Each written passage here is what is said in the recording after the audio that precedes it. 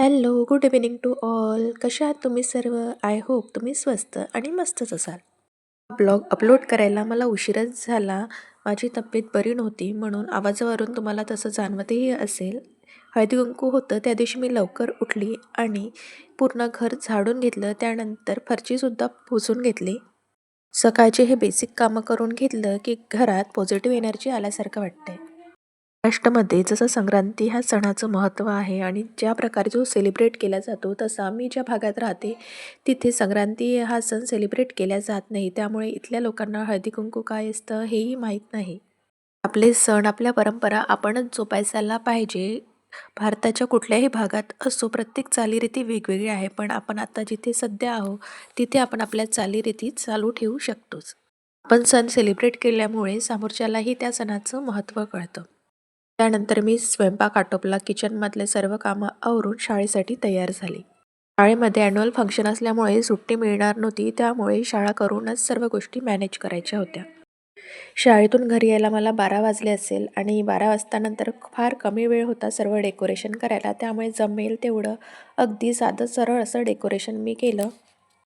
दारात फुलांची छान अशी रांगोळी काढून घेतली आणि घरात जमेल तेवढं थोडंफार डेकोरेशन करण्याचा प्रयत्न केला. त्यानंतर या माझ्या घरातील महालक्ष्मी माता आहे. देवघर एवढं व्यवस्थित असल्यावर देवघरात एंट्री केल्याबरोबरच पॉझिटिव्ह एनर्जी आल्यासारखे वाटते. ओटीच्या मी असे पॅकेटच तयार केले होते. त्यामुळे ओटी सांडायची काही भीती राहत नाही. तिच्या बोरणांसाठी हा खाऊ मी एकत्र करून ठेवला होता. पाखीला पण यावर्षी वाण वाटायचं अशी ती म्हणत होती म्हणून म्हटलं चला ठीक आहे 5 मुलींना का होईना तिच्या हातून इरेजर वाटेल. त्यानंतर मी वाण द्यायसाठी अशा प्रकारचं वाण आणलेलं होतं. तर मी केलेलं छोटंसं डेकोरेशन तुमच्यासोबत शेअर करत आहे. चला माझ्याकडे जेवढं सामान होतं आणि जेवढा वेळ होता त्यातच मी थोडंसं डेकोरेशन करण्याचा प्रयत्न केलेला आहे. माझं डेकोरेशन तुम्हाला आवडलं असल्यास व्हिडिओला लाईक करा. आजच्या बिझी काळात अशा छोट्या-मोठ्या सणांमुळे का होईना 4 लोकं एकत्र येतात. मी पण छान अशी रेडी झाली होती. तुम्हाला माझा आजचा लूक कसा वाटला तेही कमेंट्स करून सांगा. आई छान अशी रेडी झाली आहे म्हटल्यावर मुलगी पण छान अशी रेडी होणारच ना. बाकीचा मूड आहे म्हटलं तर तिचे थोडेसे व्हिडिओज आणि फोटो काढून घेतले. भागात राहते तिथे हळदी-कुंकू, बोरनान काय असतं हे कुणालाच माहीत नसतं. त्यामुळे सगळे कुतूहलाने मी बोललेल्यावर माझ्या घरी येतात. सर्वांना आपला हा सण खूप आवडतो, पण त्यांना हे माहीतच नसल्यावर त्या करणार तरी कशा? त्यानंतर मी बाकीला औक्षवान करून घेतलं. गाव बदललं तसं चालीरीती बदलतात हे म्हणतात ना ते खरंच आहे.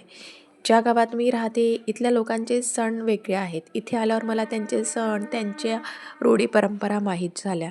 तसंच आमच्यामुळे इथल्या लोकांना आपले सण, आपल्या रूढी परंपरा माहीत होत आहेत.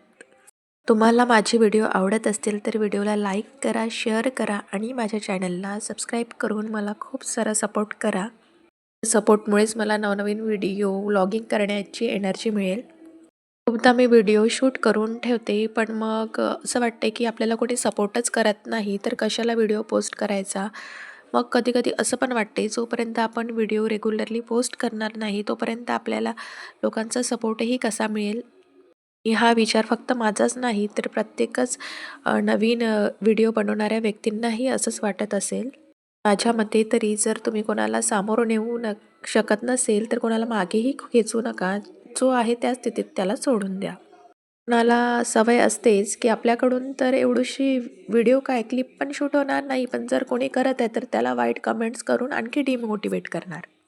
तर प्लीज तसं करू नका. तुम्हाला आवडत असेल तर लाईक करा, नाहीतर सोडून द्या. वाईट कमेंट करून एखाद्याचं मनोबल खचवू नका.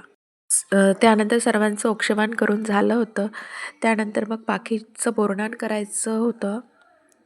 बोरनार म्हटलं तर खरी मजा तर लहान मुलांचीच असते. त्यामुळे मी सर्व मुलांना बाकीच्या जवळ बसवत होती आणि त्यानंतर बाकीचं बोरनानसुद्धा करून घेतलं. अशा पद्धतीने आम्ही बाकीचं बोरनान करून घेतलं. लहान मुलांना बोरनांमध्ये टाकलेल्या वस्तू वेचायला खूप आवडतं. मीही लहान होती तेव्हा मी पण माझ्या आईसोबत याच गोष्टीसाठी जायची. त्यानंतर मी सर्व स्त्रियांना हळदी-कुंकू दिलं. त्यावेळेस अमावास्या लवकर आल्यामुळे संक्रांतीचा जो हळदी-कुंकाचा प्रोग्राम आहे मी तो लवकरच आटोपून घेतलेला होता. पण माझी तब्येत बरी नसल्यामुळे हा मी व्लॉग उशिरा पोस्ट करत आहे. आजच्या काळात सर्व आपापल्या कामात बिझी आहे, त्यामुळे वेळ काढून कोणाच्या घरी जात नाही. पण असं छोटे-मोठे फंक्शन असले, की वेळ काढून नक्की एकमेकांकडे आपलं जाणं होतं आणि त्या बहाण्याने का होईना एकमेकांना आपलं भेटणं होतं, त्यांच्यासोबत बोलणं होतं. सर्वांना हळदी-कुंकू देऊन झाल्यावर मी सर्वांना तिळगुळसुद्धा दिला आणि त्यानंतर शेवटची स्टेप होती ती म्हणजे वाण द्यायची आणि तेही वाणही मी सर्वांना दिलं. काही क्लिप्स पुढे मागे झाल्या असतील, तर इथे माझं वाण द्यायच्या आधी बाकीचंच हळदी-कुंकू आलं आहे. ती पण म्हणत होती, की "मम्मा तू जशी देते तशी मी पण देणार." चला म्हटलं ठीक आहे दे. मग त्यानंतर मी तिच्या हातून तिच्याच मैत्रिणींना हळदी-कुंकू लावून घेतलं. त्यानंतर त्यांना तिळगुळही खायला दिला आणि आता मग तिच्यासाठी तर काही मी वाण आणलेलं नव्हतं. मग माझंच वाण जे होतं ते मी तिच्या मैत्रिणींना द्यायला लावलं. मी आधी वाण दिलेला होता, पण हे व्हिडिओ एडिट करताना पुढे मागे क्लिप्स झालेले आहेत, तेवढं तुम्ही समजून घ्या. सारख्या वयाची लोकं मिळाल्यावर मजा मस्ती, शेअरिंग केअरिंग तर होईलच ना. तसंच आम्हीही केलं, थोडीशी मजा मस्ती, गप्पा गोष्टी केल्या. मला काही उखाणे पाठ नव्हते, पण मैत्रिणी कुठे ऐकते, त्यांनी शेवटी माझ्याकडून उखाणा म्हणवूनच घेतला.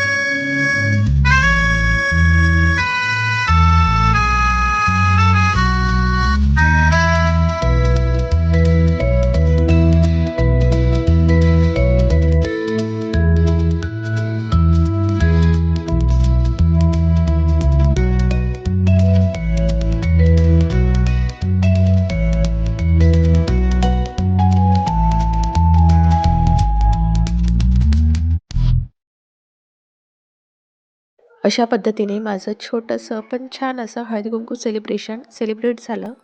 बाकीच्या या दुसऱ्या मैत्रिणींचा ग्रुप आहे, त्यांच्यासाठी मी इरेजर आणून ठेवले होते, तर त्यांना ते इरेजर वाण म्हणून दिला आहे बाकीने.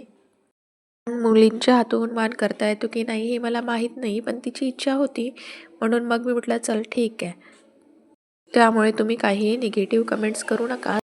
आणि नाश्त्यासाठी काय मेनू ठेवायचा असं खूप खूप विचार करून मग शेवटी आम्ही इडली ठेवायचं असं ठरवलं. इडली, सांबार, मिक्सचर आणि तीळ बर्फी असा आमच्या हळदी-कुंकू प्रोग्राममधला मेनू होता. मदत करायला कुणी असलं की प्रोग्राम आणखीच सोयीस्कर होतो. चला तर मग आजचा व्हिडिओ तुम्हाला कसा वाटला ते नक्की कमेंट्स करून सांगा आणि माझा लूकसुद्धा कसा वाटत होता ते सुद्धा कमेंट्स करून सांगा. भेटू पुन्हा, तोपर्यंत बाय बाय.